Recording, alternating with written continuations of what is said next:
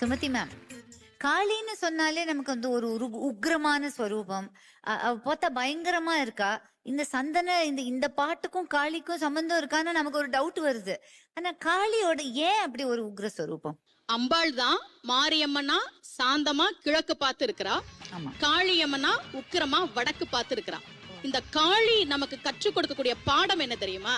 இந்த போர் நடக்கும் போது கூட எடுத்த உடனேயே காளி உக்கிரமா போயெல்லாம் போர் செய்யல. போர்க்களத்துல நேருக்கு நேரா சந்திக்கும் போது அந்த அசுரர்கள் எல்லாரும் என்ன பண்ணாங்க தெரியுமா? அவள் மனம் நோகும்படியான வார்த்தைகளை பேசினாங்க.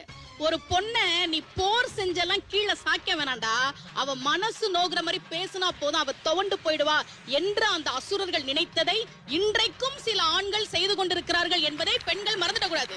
நீங்க வாழ்க்கையில சாதிக்கணும்னு முன்னேறணும்னு இப்படி வரும்போது நீ என்ன பெரிய ஆளா, உன்னை பத்தி தெரியாதான்னு பேசுவானுங்க.